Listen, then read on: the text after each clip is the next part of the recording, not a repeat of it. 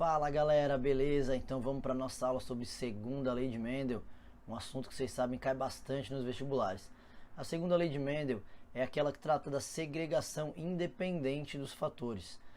É o chamado dihibridismo. Lembra que na segunda lei de Mendel é quando a questão ela trata de duas questões ao mesmo tempo, duas características ao mesmo tempo. Então nós temos essas características atuando de maneira independentes, já que os genes para cada característica estão localizados em pares de cromossomos diferentes.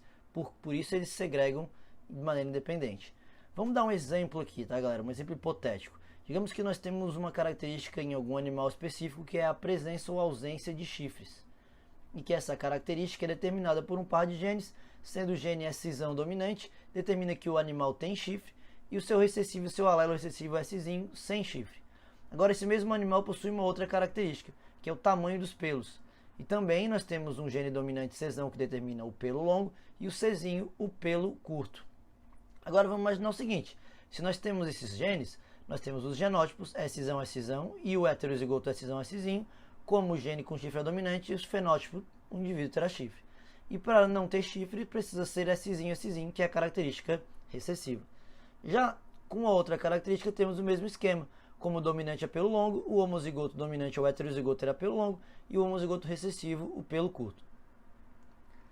Agora se liga nesse seguinte cruzamento, se quiser até pausar e responder a questão e depois dar o play para o gabarito, fica à vontade. Nós temos o cruzamento entre um dihíbrido, um indivíduo duplo heterozigoto, e um cruzamento entre um indivíduo com pelo curto, C, e heterozigoto para característica com chifre. Qual a probabilidade de gerar um descendente de pelo longo e sem chifre, portanto duas coisas que eu quero ao mesmo tempo? Como na segunda lei de Mendel, eu posso trabalhar com as características de maneira independente, separadas. Então eu construo um quadro para cada característica. No quadro da característica tamanho do pelo, nós temos o cruzamento entre um indivíduo que é C e outro C. E aí a gente vai ter essa resposta. Esses são os genótipos dos possíveis descendentes.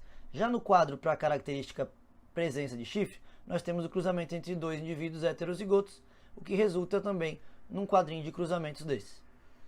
Agora, o que eu quero na questão, primeiro, a probabilidade de ter pelo longo. Como pelo longo é característica dominante, eu tenho 2/4 de probabilidade, 1/2. Qual a probabilidade de não ter chifre? Eu quero um indivíduo sem chifres. Como é uma característica recessiva, é apenas 1/4 essa possibilidade. Acontece que eu não quero as coisas isoladamente. Eu quero o indivíduo que tem as duas características ao mesmo tempo. Que ele tenha o pelo longo e que também não possua chifres. Como eu quero as duas características ao mesmo tempo, eu multiplico essas probabilidades. Portanto, a minha resposta vai dar 1/8. Ou 0,125 ou 12,5%. Beleza, galera? Se você entendeu, vamos para a questão de verdade agora. Dá um pause nessa questão, lê com carinho, faz aí sem preguiça, pensa direitinho, dá um play e confere o gabarito. Então vamos lá, galera, são duas características. Eu posso dar a letra qualquer, então eu dei azão para azão a borda da folha lisa e azinho a borda serrilhada, que é recessivo, e eu tenho a outra característica, onde eu tenho o gene dominante Bzão, por exemplo, que determina a pétala lisa e o Bzinho determina a pétala manchada. Ele te deu um cruzamento entre uma planta dihíbrida, o que é uma planta dihíbrida? Duplo heterozigota. Então, heterozigota para as duas características. Com uma planta que é serrilhada, portanto, ela vai ser azinho, porque é serrilhada, e que tenha a pétala lisa, só que ela é heterozigota. Ele fala isso no enunciado, presta atenção.